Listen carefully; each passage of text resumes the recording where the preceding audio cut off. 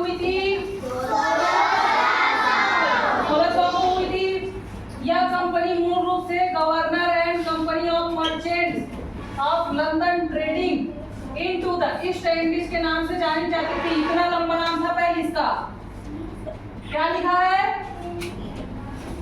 Governor and company of merchants of London trading into the east Indies के नाम से जानी जाती थी, जिसको शॉर्ट में क्या कर दिया गया? ईस्ट इंडिया कंपनी कर दिया ना।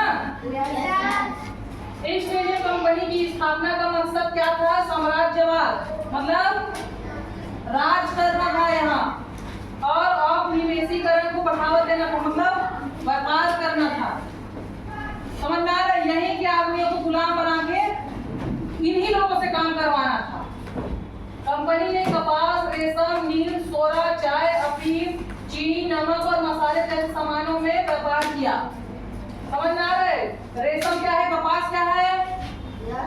रुई जानते हो? रुई, जिसको कपास बोलते हैं। रेशम धागा, मोटा सा आता है।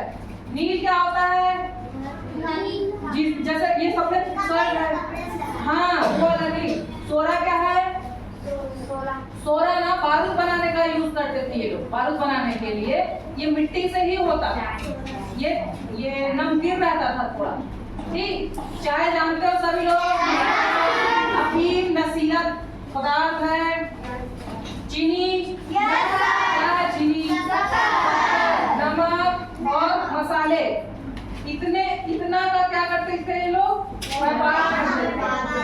कंपनी दास व्यापार में भी भाग लिया। दास व्यापार मतलब यहाँ के लोगों को क्या करते थे? गुलाम बनाते थे और कंपनी में काम करवाते थे, और बाकी लोगों को कहाँ भेजते थे? इंग्लैंड काम करवाने के लिए। समझ गए? कंपनी ने सूरत में अपना पहला कारखाना स्थापित किया था। सबसे पहले ईस्ट इंडिया कंपनी ने कहाँ खोला था अपना कंपनी? सूरत कहाँ है? गुजरात में। गुजरात में कहाँ है सूरत? पश्चिमी तटी है, ठीक है। तो गुजरात में है सूरत।